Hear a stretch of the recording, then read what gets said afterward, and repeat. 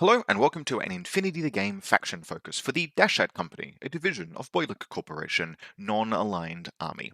In this video, we'll be talking about who Dashat Company are, how they play, what are their strengths, weaknesses, and factional identity, before jumping into Infinity Army, where I will wax lyrical about Liberators, and I suppose also talk about some of the other profiles that exemplify Dashat Company and how they play.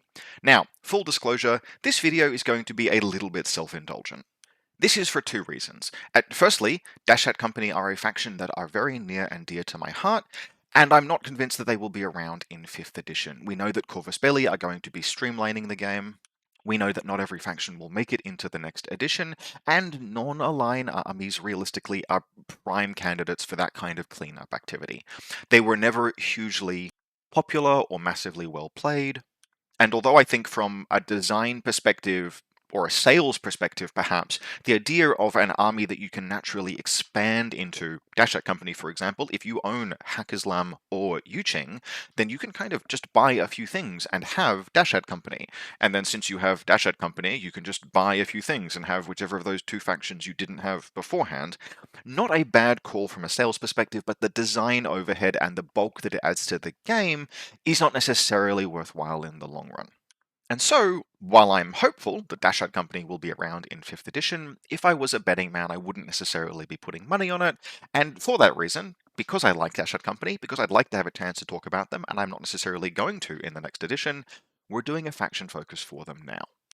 And as such, while this isn't necessarily a farewell, because who knows, they may still be around, anything I say that is enthusiastic or perhaps would be interpreted as a recommendation, I'm going to say now I would encourage all of you to take with a slight grain of salt, because this is not necessarily going to be a faction where if you went out and spent several $100s today, would be a great investment looking forward to a couple of months' time.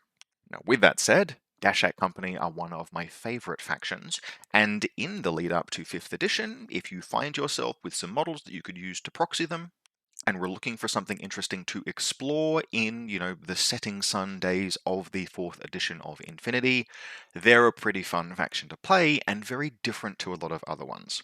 So, who are Dashat Company? Well, obviously they are a non-aligned army. They are a hybrid army consisting of troops from a few different factions, primarily Hakkislam and Yuching, but also a little bit of Ariadne. And they are a faction that I would say has one of the cleanest and clearest identities, in particular that great mix of both strong strengths and significant limitations almost in the game. So let's start with the strengths. Well, firstly, Dashat Company are a relatively well-rounded faction, right? Despite the fact that they draw, for example, from Ariadne and from some Hakkislam, they have solid heavy infantry, they have solid irregulars, they have a sort of solid tag, don't worry, we'll get to that, solid line infantry. There is technically nothing, with a few exceptions, that Dashat companies can't in some capacity do, but there will be limitations on how some of the things they use plays. More importantly, Dashat Company are the game's probably premier discount faction. Almost everything in the entire faction is in some capacity kind of a little bit cheap. It's kind of black and gold brand. And that means it's very unlikely that you will ever overpay for anything, and you'll probably underpay for a lot of things in this faction, but you can also you can run so ridiculously lean in a Dashat Company faction that you can fill out 15 troopers in a list and still have like 80 or 100 points spare that you then have to cut things and just spend on bling. And this creates a really interesting list building dynamic where your bases, like your core bases, are always covered, and you are therefore forced to go and treat yourself just a little bit on those final few pieces in the army. And that is really cool and really fun. Now, is it really strong? It would certainly be stronger if this was not limited to 15 troopers, right? Like, if I just didn't ever have to take a Magariba Guard and could just take 23 troopers, I'd probably do that with Dashat Company, because I can absolutely find 23 orders or thereabouts in this kind of army and still have all of my bases basically covered. But we have the 15 trooper window limit, same as everyone else, which means that, yeah, we have that kind of situation when we're doing list construction, where we've put in some sweet irregulars and some good regulars, we've built some fire teams. That's like 13 troops, and we have 100 points spare. So hell with it. Let's put in a 40-point heavy infantry skirmisher, a 40-point heavy infantry close assault piece. Let's just take a Magariba Guard. Dashat Company is like the only faction that can just afford a Magariba Guard and not have made any sacrifices anywhere else. And that's cool because the Magariba Guard is not the best tag in the game by any stretch of the imagination. It's well appointed, it just has a points cost that's like 13 points too high because 360 visors can suck my ass. But that annoying like 10 to 13 point additional overhead on the Maggie that makes it from a great tag into kind of a mid tag or even a bad tag just doesn't matter in Dashat Company. You've got those points spare. Just take the thing, the model is incredible. But the flip side of that, of course, is that so much of the stuff that we have access to is that real, like, home brand style piece of equipment, infantry, trooper, remote, etc., that there's not a lot of power spikes in the faction. The Irregulars are very strong, and, like, yes, a Mimetism Libertos, relative to its points cost, is an absolute power spike, but it's a 9-point trooper. McMurray is excellent, you can really only have one of them. Once we start getting into these serious gunfightery elements, I would argue that Dashat Company can often gunfight, say, as well or even better than a faction like Assassins, for example, while having many of the same strengths, but it's not an apex gunfighting faction. You're going to have some ballistic skill 13, some ballistic skill 14, maybe if you've splashed for a full 5-person core, you'll have a bit more than that, but there won't be a lot of visors, there won't be a lot of mimetism, there's just going to be people with heavy machine guns throwing bullets out, hoping to win their face-to-face rolls. And you supplement that with some of the best irregular selections in the game, but you can't necessarily support those irregular selections in the same way that, say, vanilla Hack Islam can, thanks to Saladin, who makes it easier to run one or even two more irregulars than you otherwise would. Dashat Company really feels the weight of the fact that a lot of its cheapest and best troops are irregular, not just in terms of the 15 trooper limit, but in the fact that irregular troops have their own kind of impost, where Infinity is a game that demands you have, like, in your active turn, you cannot have more than a certain number of irregular troopers. And what that number is will vary from player to player, what you're comfortable with, what you learn to use. But however good you are with irregulars, there is still going to be a ceiling where you need to, in Infinity, push orders through one or two or three models over the course of a turn, because there are objectives and goals that you will need to accomplish over the course of a game that just can't be accomplished with fewer orders than that. It is probably impossible to win a game of Infinity if you just spend one order on every single trooper per turn, for example. There are missions that just can't meaningfully be accomplished that way if each individual trooper only ever gets to spend 3 orders the entire game. And so for that reason, we know that you can only run so many irregulars because you need regular orders to concentrate power and action in individual models to attack the enemy, to accomplish mission objectives, etc. And Dashat Company really have no, like, compensation mechanism to let them run irregulars above a certain count. And so for me, it's 3 or 4, maybe 5, but 5 irregulars with Dashat Companies where it starts getting really inflexible and difficult to run your lists, and you find yourself in game situations where you've burned all the way through your command tokens and you just can't do what it is that you want to do. So there are limitations on Dashat Company in that way, and there are limitations on Dashat Company mechanically. There are some other things that Dashat Company just can't do. It has hacking. It has more hacking than Ariadne, for example. And if you want to, you can put some hacking into Dashat Company. You can establish an offensive network that can be used to maybe do a little bit of spotlighting, maybe spotlight in ARO, maybe, Oblivion or Carbonite some things. But Dashat is firstly not an alpha hacking faction. It's barely a hacking faction. It has sort of like the bare minimum, that black and gold brand hacking, where yes, it's got one linked pitcher, and it's got some Whip 14 hackers, and it's got basically no hackers with BTS worth crap, but it's got enough hacking to do hacking, but it doesn't have a single KHD. There is no model in this entire faction that can use Trinity, which means that you can't, for example, use hacking offensively to try and kill enemy hackers. Hacking is strictly a support capability in Dashat Company. There's also no combat jump, which I'm basically personally fine with, but that is something that it's worth noting that is missing. There's some parachuters, but that's basically it. There's only one hidden deployment as well, and he's a bit of an expensive piece. Now, Dashat Company can afford to do things like take Saito Togen, for example, but yeah, this is an older style design sectoral, which means that it doesn't cover all of its bases. It's not a hugely well-rounded kind of list. There's basically one way to build Dashat Company lists, which is that you start by putting in all of the irregulars and the cheap stuff that you want, and then you put in the expensive stuff that you want. And you're never going to have hugely versatile armies. You do have reasonably nice choices in terms of both what irregulars you take and what more expensive things you take, but they're really just variations on a theme. Any two Dashat Company lists will have quite a lot of similarities, if not necessarily in the exact models they're using, then at least in the way that they play. Another small disadvantage that is worth noting is that at least I find as I write Dashat Company lists, I often have a telegraphed lieutenant. Not because I can't spare the points for a decoy lieutenant, but I can't spare the troop slots. Now, Gulam lieutenants, which will be your most common lieutenant, it's basically going to be either a Gulam or maybe a Zuyong. If you're running a Zuyong core, you might consider a Zuyong LT. But otherwise, it's going to be a Gulam lieutenant. And there's nothing wrong with taking two Gulams, except that those are two of your 15 troop slots, and those are at an absolute premium in Dashat Company. If you are considering experimenting with the faction, probably just suck that up. Just take the two Gulams, don't run, a completely telegraphed LT. It's often not really worth the risk, particularly if you're playing against, ruthless and highly competent opponents. Having to reserve drop your LT when you have something like a Magari Regard, for example, is not a great time. But as you learn the faction more and you begin to, use those, really optimize the use of those 15 troop slots that you have, you will find yourself really pushing more and more toward having kind of a telegraphed lieutenant just because you really need that 14th troop slot to have a Liberators in it, for example.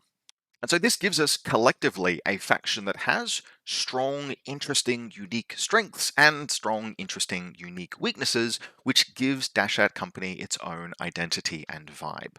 You can kind of do everything that you need to win games of Infinity. You're not playing, for example, Ariadne, where there are whole parts of the game that are just closed off from you. Less so these days, but that still kind of is a theme. But everything you do, you are doing on the cheap. This is an army of lowest bidders. We paid for the cheapest irregulars, the cheapest power armor, and I guess once the cheapest tag before the support arrangement came and bit us in the ass, and now that thing is too expensive. But the compensation prize for all of that kind of middling quality is quantity. You can pack this bad boy can pack so much stuff in an individual list, and list rating and subsequently playing with Dashat Company is super fun as a result.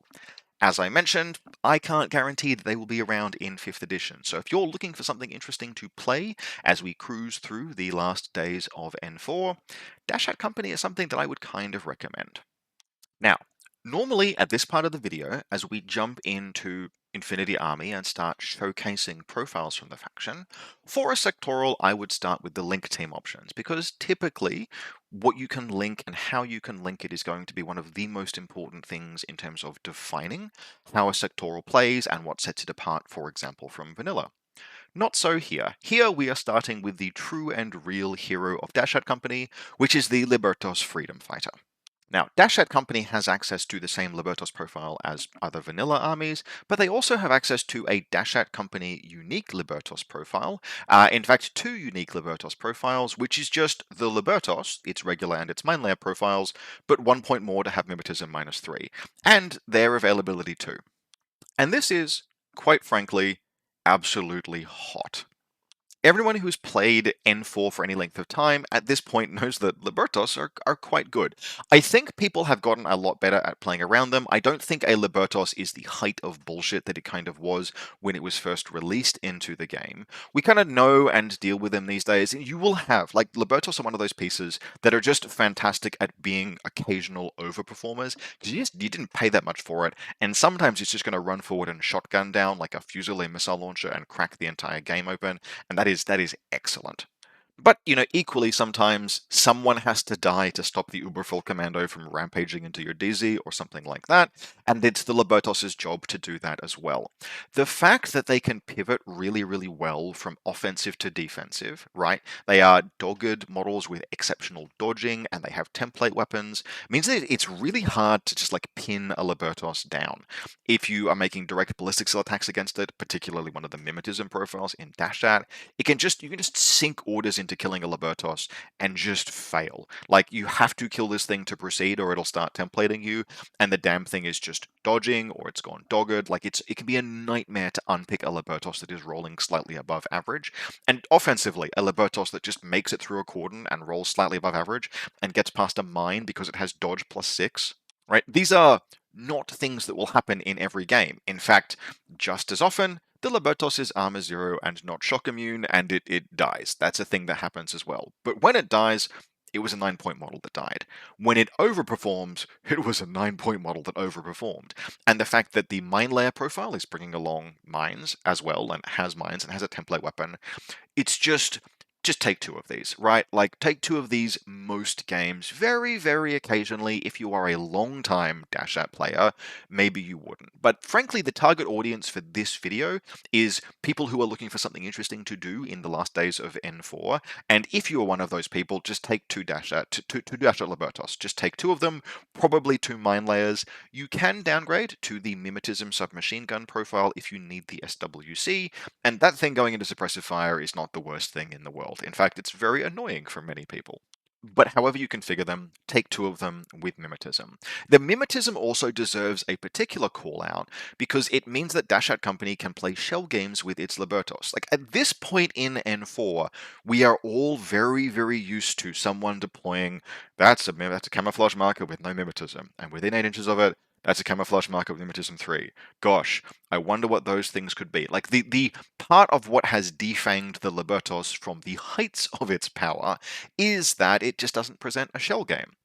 But the Dashat Company one does, which means that your opponent can never be completely sure what is under that camouflage marker. It could be a Libertos, it could be a mine, or if you're choosing to take bad profiles, it could be a Hunzerkut. Yes, I said it, Hunzerkuts are bad. I'm not going to be covering them in this video because you just really can't take them in Dashat Company.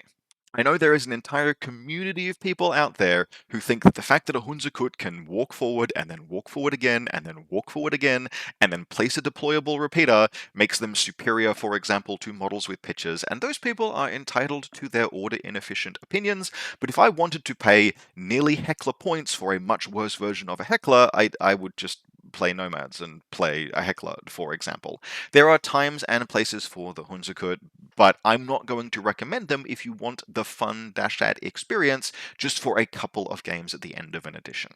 Hunzerkuts are an irregular model, and we have just established that you can only play so many irregulars before it gets a bit too encumbered, and 2 of your irregulars are a Libertos, and we're going to cover a couple more irregulars that you will absolutely want to take before you even consider putting a Hunzerkut in your lists. Yes, there are going to be some long-time Dashat players who, as I am speaking this, are furiously typing countermanding points in the comments, and they are very good Dashat players, and they have played the faction for long enough to know when those edge cases can be explored, but they are not the target audience for this video. So I am telling you, target audience, don't play Hunzerkuts, play Libertos and other irregular pieces. And speaking of other irregular pieces, McMurrough. Just one of the best boys in Infinity. I don't think I really need to spend a great deal of time explaining why McMurrough is good, but in case you're completely new to Infinity, McMurrough is really, really good. Total immunity, very fast, very dangerous, outstanding in melee, even has grenades for Fizz 16 Specfire, Fizz 16 Smoke. This guy can just absolutely missile across the table and chew his way through a significant portion of enemy defenses. He is what I have begun to categorize as a kind of rapid offensive unit. I would previously have called pieces like this something like super heavy warbands or main battle warbands, but basically he is a piece who can both create a breach and exploit the breach. And that's actually just a concept I'm going to talk about for a little bit because it's interesting to me, and this video has advertised as being self-indulgent. If we think about how warbands play, we'll be talking about Coom Riders in a moment. Coom Riders are a kind of warband that can move very quickly and move forward and put down a chain rifle and potentially create a breach, right? They can break open a gap in your opponent's defenses by trading, say, with the shotgun. But warband pieces like that, not always the Tomb Raider, which we'll get to why, but warband pieces like that often can make a breach, but they're not necessarily exploit it. You need something else to follow up. And so pieces that have the power to both make that initial punch that opens the way into vulnerable parts of your opponent's deployment, and also proceed with the follow-up exploitation of that breach themselves are very powerful. That's why things like bear pods are very powerful. It's why things like Sujans are very powerful. It's even why things like puppet bots are very powerful, because you have multiple of them moving forward, and it's why offensive link teams, although they come with a higher risk because they represent a proportionally larger portion of your list, if they are the ones that make that spearhead attack, can be very powerful, because the ability to both do the damage that makes the breach and exploits the breach is just strong and order efficient. And McMurrow is one of those pieces. He's very, very good. I really don't need to expand a great deal more on why at this point in the life cycle of Infinity, but he's fantastic. One thing to note that's just a, hey, if you've not used him before, don't always push him forward until he's dead. If you've done some damage, if you've killed some things, maybe you've thrown some smoke, you've gotten into martial arts, you've stabbed something, but at some point in the process of making a mess in your opponent's DZ, you've taken a wound, it can be quite good to actually just pause there. Like, think about where the next attack would be, and if it would cost you multiple orders and result in McMurrow's death to get one more kill.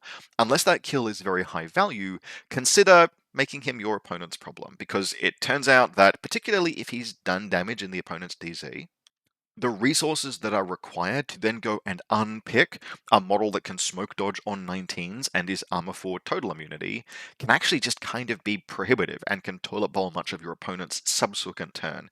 That's just something that I have found is, you look out for that kind of opportunity, but it is very powerful and satisfying when it pulls off, because it really is a have your cake and eat it too kind of moment, where you hammer your opponent in your turn and then you waste their entire turn. It's just a great setup for the game, even if, yes, McMurray is a casualty at the end of it. It's a way of thinking about how to make the cost of him being becoming a casualty as costly as possible to your opponent as can be. Now, assuming we operate on the principle that 3 or 4 irregulars is probably going to be comfortable and 5 is a bit too many, I've just said there are 3 near auto-include irregular pieces accounted for as the first 3 models in a list, which means that what we pick for the rest of the list is going to get real tight. We've got 1, maybe 2 at the absolute maximum, more slots we can just spend on irregulars before it becomes a touch too difficult to have our list function tactically through the expenditure of orders. And in the competition for those last 1 or 2 places, I think in pole position are Coom motorized troops. Compared to all of the competitors, and there are a few competitors we'll touch on briefly, but compared to the competitors, Coom Riders have got a few significant advantages. Compared to motorized bounty hunters, Coom Riders have smoke, and smoke is very good, and smoke is particularly good in Dashat Company, which, due to kind of middleweight firepower, really wants to have the option to pursue like poking, asymmetric trading attacks. Smoke is good. On top of that, the 7-point Coom Rider with a light shotgun and a DA CCW is just a more efficient profile than basically any of the other competitors. It's more efficient than Zelenkers, it's more efficient than Extreme Zelenkers, and it's more efficient than motorized bounty hunters.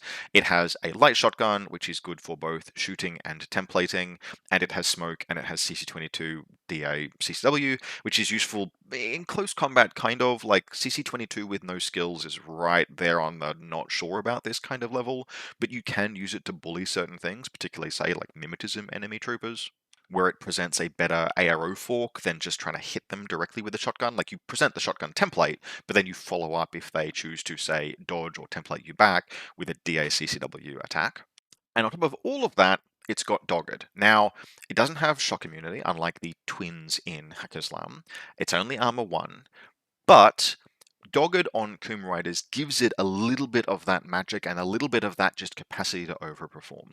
I just spoke about how one of the things McMurray can do, right, is that he can both create a breach and exploit the breach. And although Armor 1 Dogged is not the same as Armor 4 total immunity to wounds, there will be times when the Coom Rider cops like 1 chain rifle, loses the fails the save, but goes dogged and can proceed to at least partially exploit a breach that it creates, or goes on to do more damage. And by the same token, it makes them much more annoying to deal with if they're used as your defensive pieces, because they have a template weapon and are dogged, which means that if someone comes into them with like a chain rifle or a shotgun, for example, they are likely to trade out or take more time to kill, and that's a good thing. And so for that reason, usually for me, the fourth irregular slot, and if I'm going to take 5 irregulars, the 5th irregular spot is going to go to Coom motorized troops before it goes to basically anything else. But if you are a Hunzakut tragic, you could consider them in this kind of a spot, or as the 5th irregular troop, but that's not personally for me, and it's not my recommendation in this video. Now, by comparison, something like Zelenkers, for example, which are on the screen now, they are great troops for 8 points. I like them. I think they're really quite good. I think they were transformative in Tunguska, but they're not transformative in Dashat Company. They don't add anything that Dashat Company couldn't already do. They are more variable. Their high roll potential isn't really any higher than a Kumbhiker, and the presence of just all of the things that you need in one place on a Kumbhiker makes it, for me, my favored sort of final irregular piece. Now, before we get to the link teams proper, I'm going to take a very brief segue down memory road and just talk about how ridiculously deep the order pool, if you want cheap orders, for Dashat Company can be.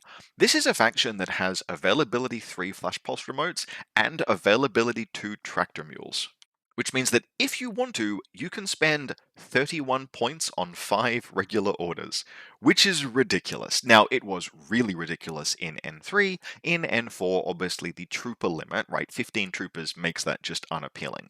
I will often have maybe some of these pieces in a list, but because I am taking, say, 4 or 5 irregular troops, and I'm going to take some link teams, because the Dashat Company link teams, even the smaller link teams, are quite good, it edges them out.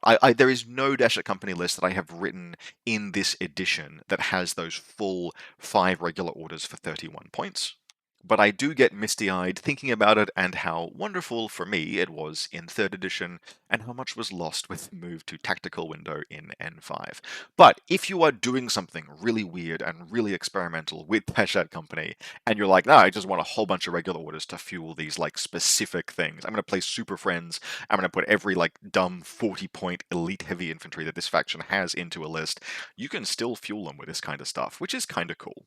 Now, from here, we get into the link teams, and for probably the first and only time in history, I'm going to say that Ghulam light infantry are a little bit mid in this particular faction. This is for a couple of reasons. The first is that we don't need cheerleaders, right? We've got discount from A to Z, we can take tons and tons of cheap things, and I do not need 11-point like dudes with 1 wound in this faction to bulk the faction out. There is just no space for a light infantry link. I have run it, I have experimented with like a support Ghulam core. It functions, but it doesn't fit naturally into Dashat Company. It is not compensating for any weaknesses, and it's not even particularly embracing any strengths. Despite the fact that Ghulam infantry profiles are hugely diverse and interesting, it's just not what this faction wants to be doing. And on top of that, the thing that normally makes, like when Ghulam infantry links are good, in Hassassin Baram, in Rama Task Force, for example, not so much in Kwapu Kalki, because that's Kwapu Kalki, and we'll see if I do a faction focus on that. It would be a little bit cruel, I think, to people who are already being punched down on by their decision to play that faction. But in Rama Task Force and Hassassin Baram, Ghulam infantry are the backbone of a link that then has a really big flashy gun added to it. You have a Zayadan intervention corps or an Asawira. Now, an Asawira means that the team doesn't get composition bonuses, but it's still like a ballistic skill 14, armor piercing, heavy infantry gun being added to maybe a smaller Ghulam infantry link. And you just can't really do that in Dashat Company. The kind of best we can do is we can slap a bounty hunter into like a bounty hunter with a Red Fury or a sniper rifle, which still breaks composition bonuses. So we're talking about a small link there. And maybe that rolls Mimeters at -6 and becomes kind of okay. But that's it. Like, there's not a lot that we can do with Ghulam infantry cores that really makes use of them being a 5-person core or even a 3-person core, because the firepower piece is missing. It's a bounty hunter or a Ghulam. It's something with a single wound, and we can just kind of do better than that in this faction. Now, the utility that Ghulam infantry do have is we've only got like one Whip 14 hacker, and she's a character. So if you want a second hacker, if you want to do a Dashat company list that does like hacking beyond just one person, a Golem infantry hackers are pretty aggressively costed. They have a shotgun, and you can just splash one of them into a list just so you have one other thing that can do hacking stuff if Valkyrie Gromos gets killer hacked. But like that's basically it. Dashat company is not a Golem faction. You can take a Golem Lieutenant, and that's good. You can take a Golem Lieutenant decoy, basically, if you've got the points and the slots. That's good. And you can take like a Golem Hacker, but I wouldn't really do much else with them. Now, by comparison, Zuyong Invincible Terracotta Soldiers are better in Dashat company than anywhere else in the entire game. Yes, I know that's not a lot of factions. But if you are an Invincible Army player and you have suffered through all of N4 and you would like a palate cleanser as we close out the edition, can I recommend taking your Zuyong Invincibles and putting them in a faction that can thoroughly support them with aggressive and dangerous irregular troops that allows them the space to actually fight, breathe, advance, retreat, do all of the things that they want to do without having to carry the entire damn game on their back. What we don't have in this faction are all of the other things that Invincibles get to add to a Zuyong Invincible link while still keeping core purity. That makes the Invincible link in Invincible Army some real high watermark kind of stuff. We don't have all of the NCOs. We don't have the Shang-Chi. I don't love Shang-Chi, but the point is we don't have armor-piercing firepower, right? The Zuyong Invincibles link in Dashat Company is going to be Zuyong Invincibles, which means that they are ballistic skill 13, line troop kind of dudes in power armor. And this really is sort of the second part of where the Dashat company value proposition, and by that I mean the discount value proposition, begins to come into play, because like in other factions saying I'm just gonna take a heavy infantry corps, it fits in pretty easily, I can support it with all the stuff that it wants. Like what? You can do what? But Zuyong Invincibles, they are not really powerful, but they're not really expensive, and they're still 6-2 move, they have number 2. Ballistic skill 13 will go up to ballistic skill 16 in a pure core, and we can slap plenty of tactical awareness in there. We can have a shotgun, some combi rifles, Tinbot -6, easily multiple heavy machine guns. You can have 3 tactical awareness orders pretty comfortably in a link that is running something like, for example, 2 TAC-aware HMGs, a TAC-aware Tinbot, a paramedic, and a boarding shotgun, or a Lieutenant Zuyong. That's 5 Zuyong, maximum AVA, and yes, they are not the same, like they don't reach the same high watermark as an Invincible Army link of the same type does, but Invincible Army would literally kill for the kind of irregular support and order-based, like even just that Tractor Mule for Noose setup that Dashat doesn't even take, they just leave that on the table in Dashat Company. Invincible Army players would slaver over to be able to round their faction out. And so in Dashat Company, that is all available to you and more. Now, the other thing that you can do with Zuyong Invincibles is that you can run them as multiple smaller teams, as Haris and Core. We have 1 Haris and 1 Core, but you can do 2 3-person teams, or 1 3 and 1 4-person team, as the hearty, with Zuyong serving as the hearty, mushroomy base of the link team soup kind of concept. And that's because we have good wildcards in Dashat Company, it's just that we don't have good gun wildcards. We have good utility wildcards. So what we need a link team starting point that is halfway passable firepower, and burst 5, ballistic skill 13 of a Haris link heavy machine gun. It's not setting my world on fire, but it's enough, right? We can work with that, and we can add all of the spices and other things to make up our link team soup on top of the Zuyongs. And Dashat Company is very good for that as well. And in fact, the list that I'm going to showcase, I think, at the end of this is probably going to be a list in that kind of style. And so to segue into our wildcards, the first one that we're going to showcase is Diggers. That's right, we have Diggers as wildcards. That sounds kind of gross, if I'm being perfectly honest. Ultimately, it's balanced, right? Dashat Company is not a faction that is like, event-winningly, overwhelmingly powerful. It's not as muscular as Morats or Vanilla Combined Army or anything like that. But it is good and it is strong, and in terms of value proposition, there's not a lot that's better than a 14-point Digger that you've slapped into a link team to suppress its impetuous and still have it do all of the things that it wants to do. You can wildcard Diggers into duos with things like a Magari Bagard, and now your Magari Bagard just has an Escort Digger. Cool. That's 14 points. That's a very good deal. Now, the major downside of diggers is that they are hackable, and in fact, a lot of your list is going to be hackable without necessarily that much recourse, because, as I mentioned, we don't have any killer hackers or Trinity in this faction. But that is a tolerable weakness given all of the things that we can do, and all of our Irregulars are going to be unhackable murder machines, so you can use them to kind of compensate for it, push your way through hacking networks, etc., which leaves the Digger in a really good place. And a link team that consists of a Zuyong Invincible HMG TAC-aware heavy machine gun and a Digger and like one other utility piece is not just usually a specialist, not just incredibly cheap and efficient, but also kind of does everything that you might necessarily need in a very small and effective package. And so in that vein, our second kind of most interesting and useful wildcard is Valkyrie Gromos Mercenary Hacker. And so, to consider our hypothetical perfect 3 or 4 person link, right? We start with the Zuyong Invincible TAC-aware HMG, we add a Digger, we add Valkyrie Gromos, and then if we feel like, moving that up to a core, maybe to get 6 cents, we'll add a Tinbot -6 Tactical Awareness Zuyong Invincible, so that we've got 2 heavy infantry, good hacking defense, 2 tactical awareness orders, 6 cents, a gun, a close assault piece, and a specialist. And Valkyrie Gromos, she's a hacker, she's whip 14. She is not a fantastic hacker, she's BTS 0, she's just whip 14, but she does have a pitcher. She's only ballistic skill 11, which definitely will come and bite you in the ass occasionally compared to being ballistic skill 12 or better, but she's still a linked pitcher, so we have a linked team that has a hacker and network projection in it. Like all for 21 points for her, 14 points for a Digger, and from memory I want to say 37 points for a tactical awareness Zuyong heavy machine gun.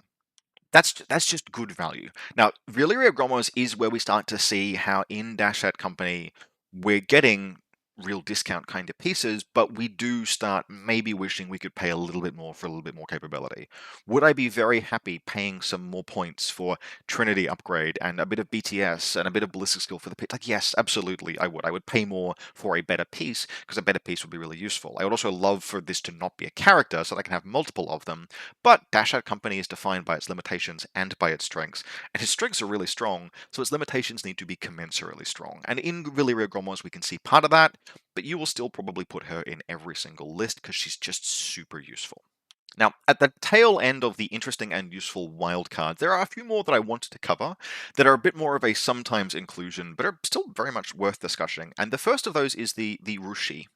Probably butchered that pronunciation, but anyway. Technically not a true wild card, but it can join Zuyong Invincible fire teams, and that's basically what we're going to be working with here. And it's Arushi. There are 2 profiles, 1.5 SWC respectively, for an MSV2 Spitfire and an MSV1 Red Fury. They are only armor 0, which can be a real pain, but we do have one really good engineer in this faction, which we will get to. And you can put marksmanship on this thing if you're so inclined. If you want to play a game that's using an Evo hacker, this thing in even like a 3-person link is going to be effectively ballistic skill 15, MSV1 or MSV2, burst 5. It wins face-to-face rolls really well. You can even slap it into a 5-person core if you really want to and get this up to effectively ballistic skill 16 once you account for the effective effect of marksmanship.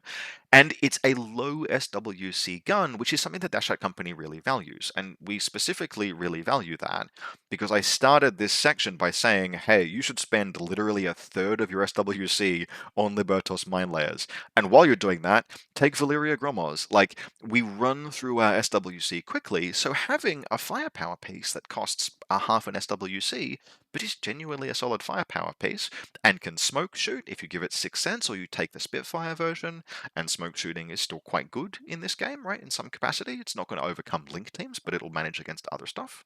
It's just a useful piece to consider. A link that you might consider using, for example, would be, in this case, we'd do something like the Tinbot TAC-aware Zuyong, and the Arushi and Valkyrie Gromos. And then we also have that wonderful combination of a repeater and a hacker in the same link team, so you can move them all at once and extend the hacking area out and get some cool hacking attacks that way. Now, the next to last wildcard to mention is Miranda Ashcroft.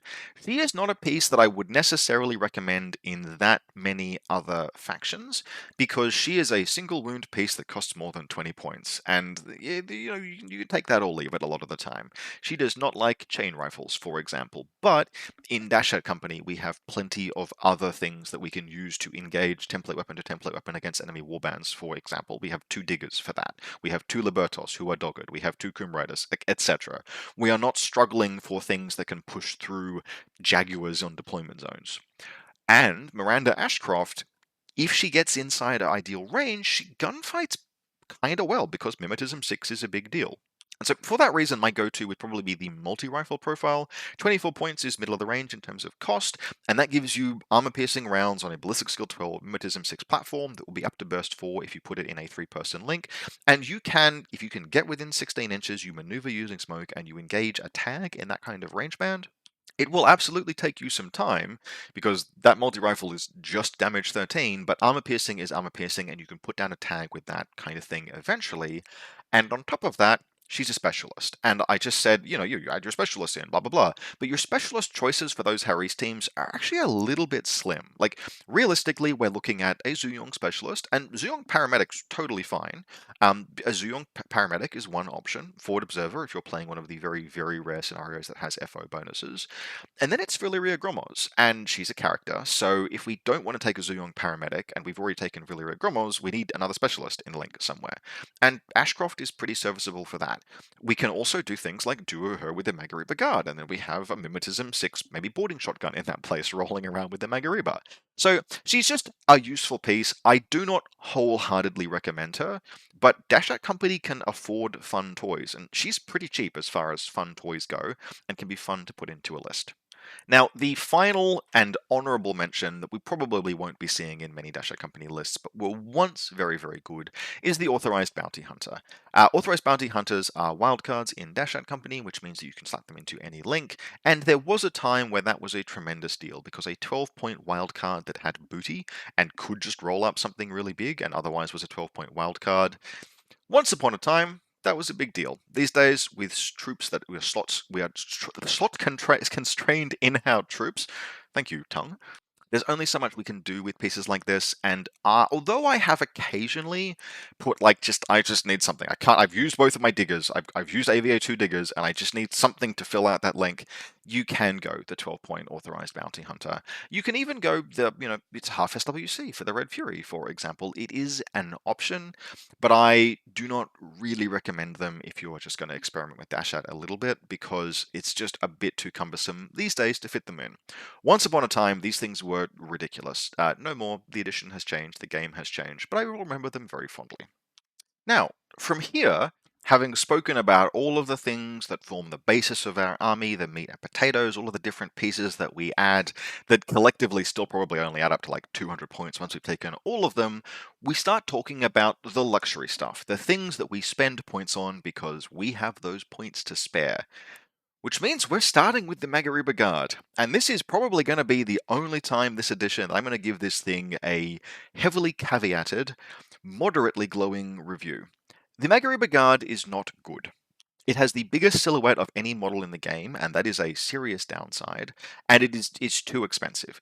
There is no reason why this thing should be so many more points than a default 72-point tag such as we see in other factions. This thing should be cheaper than those tags. Like, this thing is more difficult to use and comes with more inherent risks than your generic 70-point lizard, 72-point lizard or salamander, etc. The minimum buy-in is 81 points. Probably the best profile relative to cost is 85 points. That is just a lot. But this is Dashat Company, and we can afford that. And once you stop thinking about why this thing costs so many points, and by the way, we've talked about the reason why, it's the 360 visors are too expensive and dumb. But setting that aside, and setting aside the cost, it's still a tag, and we can run 2 link teams with a mixture of heavy infantry and a bunch of skirmishers, and to have the point spare for a Magariba. And it's a tag. And because all of our needs otherwise are taken care of, we have our guns, we have our specialists, we have our skirmishers, we have our midfield, the Magariba Guard, despite costing 85 points, is borderline not exactly disposable, but it's not critical to our game plan. The way that, like, a Pan-Oceanian player, if it loses the Jotun because, for example, some random Frenchman just rolls up and crits you 3 times in the first face-to-face roll of the game, and you go all the way to unconscious with your Jotun on the first order of the game and all the way to dead on the second, Svalorheimer can't handle that, right? The Jotun is too important to their game plan. If a Magariba Guard dies that way, it's a tragedy, and we move on with our lives because we have so many other tactical options built into the list because the Magariba Guard was bought using all of the points we saved on everything else. And that's weirdly liberating, that you get to just not care about the fact that this thing is just too damn expensive and take it. Take it and luxuriate in that awesome Scorpion tank model that to this day is one of the best miniatures Infinity has ever released. Now, in terms of profiles, do not take the 88.1 under any circumstance. Just don't. We're not talking about it any further. What we're looking at is either the 81 or the 85 point profile. If you cannot cut 4 points any other way and you must save those points, you take the multi-HMG and heavy pistol +1 burst. It is not a bad loadout by any stretch of the imagination. It would really like a template weapon. It does not have a flamethrower, and that matters sometimes. But having a tag that is burst 4 with the HMG and then burst 3 up close with the heavy pistol gives you some like weirdly flexible close assault options where you just roll up on someone and use those little stinger guns up the front to actually take someone apart, and that's pretty useful. The better profile, if we can manage it, is the 85 point profile, which just has the kitchen sink of equipment. It's got a heavy pistol, not +1 burst, but it has a heavy pistol, and it has a burst 2 flamethrower, and it has a mine dispenser. And this is where, look, we get to the thing, right? This is the meme. This is the thing that the Magariba Guard does. It has a mine dispenser and is itself a baggage troop, which means that it can fire the mine dispenser and reload, and fire the mine dispenser and reload, and fire the mine dispenser. It's very funny. It's not really good, but on the other hand, if you put this in a second combat group and you have a couple of orders left at the end of the round, you can just seed a bunch of mines into the midfield. And it's funny. They are not camouflaged, which means that they can be shot by your opponent. You have to pick your positioning for them quite well. But in terms of funny plays that you can make, it certainly exceeds speculative fire in terms of its reliability, if not necessarily its impact. It's not going to be like if I take a Squalos with like a Squalos Mark II with the grenade launcher, and I have 3 orders left at the end of the turn, and I just go, oh, we'll just go for it, and I kill my opponent's lieutenant or guided missile remote. That's really funny, and the Magariba Guard cannot possibly exceed that. But that is obviously not reliable. You're sitting there rolling for 9s, kind of hoping. Whereas the Magariba Guard is looking to land 17s to get those mines down, and if you've got 3 orders left at the end of a round, and you just spew 4 mines into the midfield, there's actually like a solid chance that those create some depth that your opponent doesn't want to have to engage with, and which you get to then enjoy their frustration and tension next turn, because you've plonked some mines next to their link team, and there's some mines near those objective, and maybe they don't do anything this turn, but your opponent has to move through that space eventually, and that's going to take some orders, and they'll have to clear them, and like that kind of thing. So if you can, take the 85 point profile. You cannot always, but if you can, it's very funny and it's very good. Well, it's very good if we completely ignore the points cost. That thing should cost like 73 points. It costs 85, but we're not going to dwell on that any further. Next up, we have the Zenture. Now, the Zenture is a piece that has a lot of commonalities with the Magariba Guard in terms of, in its home sectorals, Jesus, that thing is just eye-wateringly expensive. I can't afford that. Like, I don't mind any of those profiles, but I'm not paying those points for that kind of a thing. But in Dashat Company, yeah, okay, look, yes, it's 37 points for a boarding shotgun FO. It's 41 points for a boarding shotgun hacker. Yep, sure, I can afford that in Dashat Company because everything else is cheap as chips.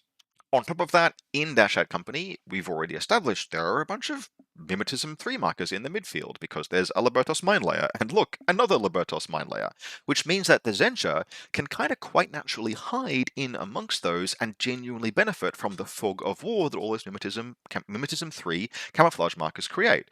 If your opponent sees 5 of them, they are going to be like, alright, well there's 2 Liberators and something else, but I don't know for sure which, especially if the Zenture is able to deploy in a position where it doesn't have to go prone. And even if it is prone, it still kind of looks like maybe one of the Libertos in the minefield, and revealing, for example, the hacking profile to deliver a hacking ARO as an enemy piece closes, or even just the thing moving out with a shotgun. Like, if we ignore the points cost, much like the Magariba Guard, if we ignore the points cost, it's a fantastic profile. It's got Climbing Plus, it's a camouflage piece, all of them are specialists, and it's an Armor 3 BTS 6 no win in cap shock immune, usually template model. I do prefer the template ones, generally speaking. You don't save that much going to submachine gun.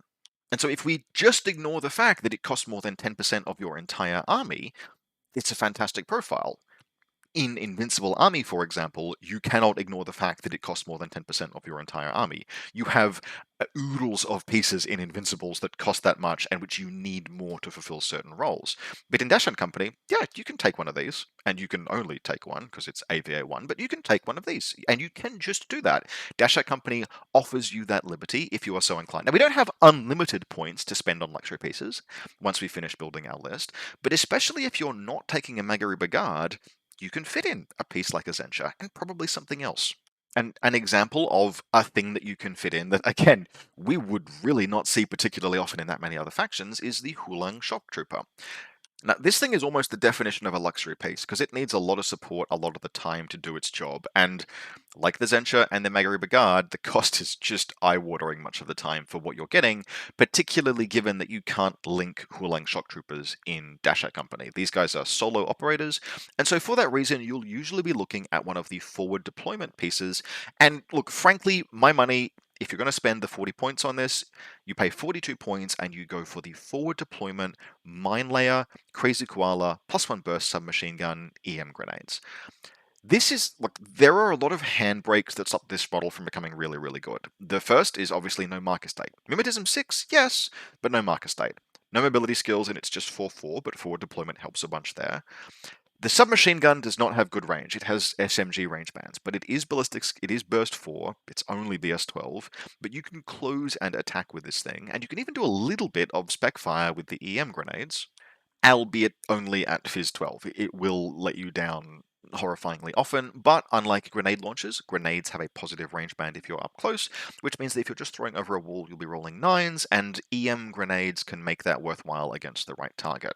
Most often, though, you'll be trying to close, make those attacks with a submachine gun, get into CC, and that requires just a ton of setup that the support for this kind of a piece does not exist in, say, Invincible Army. You just can't get this thing close in Invincible Army. It is not going to get there. The pieces that enable it don't exist.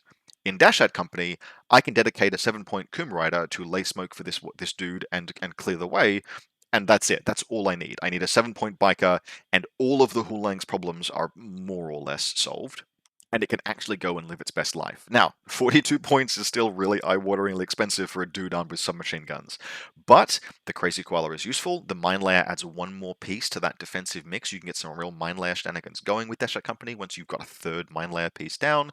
It's just, you can have fun with a Hulang in a way that you just absolutely can't if you try and take it in Invincible Army.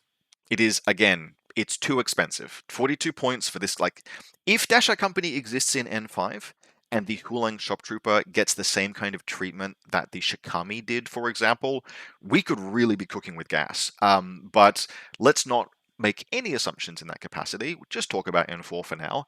In N4, you can actually take and enjoy a Hulang because you can both afford and support it, which is just not something you can say about it in any other faction that can take it. Now, moving from pieces that are strictly luxury but affordable to strictly good and also affordable, we get Fiddler, Aristea's ex-toymaker. Now, Fiddler is a piece I've talked about in other videos. She's very good, peripherals are good, jackpots are good, she's a fantastic close assault piece, she falls into that rapid offensive unit kind of role, because although she has to lose resources to do it, it will usually require, for example, the sacrifice of a jackpot, for example, to make a breach and then execute. She can make a breach and then capitalize. And on top of that, she's a highly mobile Whip 14 specialist. Now, Dashat Company is a faction that does not really need engineers, but if you take Fiddler, you can build other elements of the list out to accommodate the fact that she's an engineer and take advantage of that. The absolute height of meme power is that it is technically possible to have 3 models with total reaction in this faction, actually possibly more. Sorry, yes, correction. It's possible to have 5 remotes with total reaction in this faction, and she can have helper bots hanging out behind them, ready to recover them when they inevitably get destroyed, because 2 of them are Camille's and 2 of them are tractor mules. But if you want to play a list that's really, really funny, that's another one that Dashat Company does enable. But even if you just have a Shihab total reaction bot, right? Like, let's say that we're taking an Evo hacker because we want to buff Arushi in a Link team, and so we take a Shihab in any case, just so that we've got another target for marksmanship support wear, then okay, cool. We've just got a module there, right? We've got Fiddler, we've put a helper bot that's going to hang out behind the Shihab. Fiddler's going to go and do Fiddler things. If the Shihab goes down, she will recover it. If the Rushi goes down, she'll recover it. It's not the same kind of synergy as like a Blade Ops stapled to a tag, but it's a lot higher willpower, and Fiddler is a very powerful model just in her own right in terms of the damage she can do once you go with those two jackbots, and that's probably what you should do, basically. If you're running her because you've spent 42 points on the double jackbot profile. Again, I'm 95% sure she can't link in Dashat Company. No, sorry, I'm wrong. She can join Ghulam Infantry. We're not doing that. Don't take the FTO profile. Take the double jackpot profile. Go wild with her. She's very powerful. She's very fun. She, unlike all of the other 42-point kind of pieces, she's not overpaying. You are getting exactly what you pay for with her, and what you pay for is very good. It's just a question of, do you just run her as a 42-point piece? You totally can. Or do you run her with some intention of capitalizing on the fact that she's an engineer, which you can as well. It's possible to force it too much. If you think you're doing that, just pull back. You don't need to take remotes in a list for her to be good. She's good on her own merits. Now, there are a few more pieces that I could mention here. We could mention the Ludwan, for example, which really is more of a discount piece. But if you want one more gun, nothing wrong with the Ludwan being added to a list. It's got some utility. It's got a burst 2 flamethrower. Burst 2 heavy flamethrowers are good. Thumbs up. But we're just going to, at the very end, at the end of all things, we're going to sit here and we're going to dwell on Saito Togen Mercenary Ninja. I'm going to make a confession. I don't think I have ever played Saito Togen in any Dashat Company list. I mean, I'm sure I must have once, but I cannot remember it. And that is because he is a hidden deployment model. And hidden deployment models are kind of like Irregulars, in that there's a real limit to how far you can push that aspect of the game, and particularly in combination with irregular models, before you run into the same issues that you would run into taking 5 or 6 irregular pieces. Because a hidden deployment model does not contribute their order to the battlefield. It doesn't contribute its order to your order pool, which means that in many respects it is worse than taking an irregular piece, because at least an irregular piece, its order can be converted regular while your command tokens last, or it can spend its own irregular order in some kind of hopefully productive way.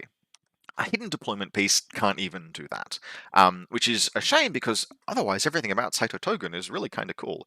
36 points for a single wound armor 1 model is absolutely expensive. Some matchups he's just going to die to a mine, or sit there because if he moves he'll die to a mine. But in terms of his close combat ability, he goes super hard, and he's a ninja. He's got smoke. He's a rare example of a ninja that has smoke grenades. Notwithstanding the smoke bomb trope, Saito Togen is one of, I think, only 2 ninjas in the entire game that has actual smoke grenades, and that's really useful. Otherwise, he has a very high CC score, good martial arts, and an explosive close combat weapon, which is the most reliable of close combat weapons. It just does a whole bunch of hits and therefore a whole bunch of damage. There is nothing wrong with Saito Togen other than that effectively he needs to be treated the same way as one of your irregular troops, which means that he squeezes that irregular budget even further. If you take him and you don't get him annihilated by some random chain rifle as he tries to close into melee, he's really cool. That's a lot of caveats, but he is something that is potentially worth exploring, and I suspect those few Dashat Company tragics that might watch some of this video and furiously type out about how certain things are really good, damn it, the Hunzakura is amazing. Saito Togen is one of those pieces that potentially they would defend because they've had the time and the reps to learn the edge cases and the use application, and he absolutely has the skills to have strong use applications. Stealth is excellent, smoke grenades are excellent, marker state is excellent, and all of those combine well with absolutely banging close combat skills. It's just that if you are coming to this faction relatively fresh, probably don't spend 36 points on a number 1 single wound trooper for your first game with Dashat Company. Now, as we get to the army showcase, where I show off a sample army of Dashat Company, I'm going to caveat this one even more than usual with the fact that this is not really a good Dashat Company list. I'm featuring this Dashat Company list because in advance of this episode, I'm like, okay, what army will I showcase? And I had some Dashat Company lists built. And I went back through them, and I had forgotten what this one was. And when I loaded it up, it made me laugh. And for that reason, we are showing it off. But it is not what I would necessarily recommend you start with. I would recommend you be considerably saner and more reasonable. This list, for example, includes 0 diggers, and diggers are very good. It's actually very possible this list was written before diggers were even added to Dashat Company, because some of these lists have been around for a little while. But it made me frickin' laugh. So we're just going to roll with it. Let's jump into this list titled I Like Big Bases. This is a list that manages to hit 15 troopers and have a full pure heavy infantry core and a tag. Now, it does this by taking the cheapest possible Magariba profile, despite the fact that it would be really nice to go up to the 85-point version, and really spamming the hell out of those Fanus and Tractor Mules to get to 15 troopers. Now, is this good? Is this well-rounded? No, it's not. It's silly. You can do better than this. But this is very funny. So what are we actually working with? So we have a full 5-person pure Zuyong core. We have a tactical aware HMG, a lieutenant regeneration HMG. I had the 1 SWC spare, and regeneration on your obvious lieutenant is not the worst thing to have.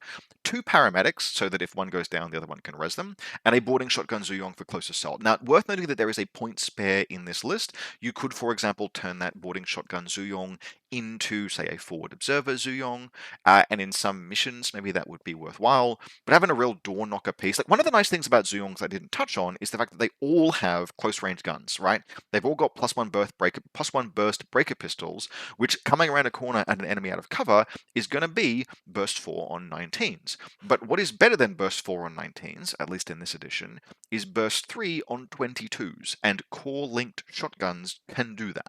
And this list is going to have to bear a fair bit of heavy lifting. It's going to have to go and do things, so having that shotgun is worthwhile. We then have a Coom Rider and a Mimetism Minelayer Libertos, and 2 Tractor Mules, which gets us up to, I think, 10 troops in this combat group. Nope, sorry, 9. It's a 9-6 split. It could easily be 10. It could easily be a 10-5 split. For aesthetic purposes, we would then, to do that, we would move all 3 Fanus into the first group and move the 2 Tractor Mules into the second group, so that we don't end up with an abomination where those are mixed between the groups.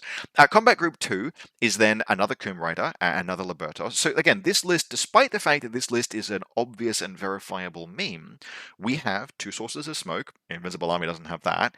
And we have 2 good quality midfield defensive skirmishers, mine layers, camouflage markers, assault pieces. Invincible Army doesn't have that. And we hit 15 troopers. So we've got in this combat group a Coom Rider and a Liberto, and the cheapest, admittedly, 81-point Magariba Guard profile, and then 3 Fanus remotes. And so this gives us a list that, even if we never spend the LT order, is packing 17 orders between regular orders and tack aware, multiple warbands, multiple skirmishers, multiple mine layers, a full pure heavy infantry link, including a redundant heavy machine gun, and an entire tag. Now, if you wanted to make this list sensible, you would actually just change it entirely. A more sensible version of a Dashat Company list, even one that uses a Magariba Guard, would split those Zuyongs into Haris teams. It would add some diggers in, it would add in Valkyrie Gromos, pieces like that. You can very, very easily diversify this, right? This is not an optimized list, except along the very specific continuum of making Invincible players either sad or happy, depending on their perspective and willingness to buy a Silhouette 8 tag. But it is fun, and it's the kind of fun and funny that Dashat Company enables while still being competitively pretty viable. Like, okay, it's not vanilla combined army. It's not the best of the best. The limitations in the faction will always be exploitable, but so will the strengths. And the combination of those strengths and weaknesses makes Dashat Company genuinely interesting and unique, even if only to jump into and muck around in Infinity Army with, because there's nothing quite like building Dashat Company lists to give you feelings of power and despair all at the same time. Now, as always, I hope very much that you enjoyed this video. If you did and you'd like to support the channel, you can do so via the Buy Me a Coffee link in the video description below, or by becoming a YouTube channel member. If you'd like to support the channel in an ongoing way, YouTube channel members are the best way to do so. And although it doesn't offer any special bonuses, it does put a little star next to your name, and when someone with a little star next to their name makes a request for a video or battle report topic, I add it to the list, basically. I maintain a list of content that I'd like to do in future, and it comes pretty much entirely from either Buy Me a Coffee or YouTube channel member supporters and the things that they have requested. So thank you very much to everyone who has supported the channel either in the past or who are supporting it in an ongoing basis. You make videos like this possible. Videos in this case being relatively self-indulgent trips down memory lane to an army that I have enjoyed very much over the course of N3 and N4, and which I hope but don't expect sticks around in N5. This probably won't be the last faction focus video that I do for N5, but there will be ones that are like this, either faction focuses that are just looking back in time, or ones maybe that are looking forward in time about how factions might change. I think those still make for some reasonably interesting videos, as the clock ticks ever closer towards 5th edition. Anyway, as always, I hope very much that you enjoyed this, and I'll see you next time.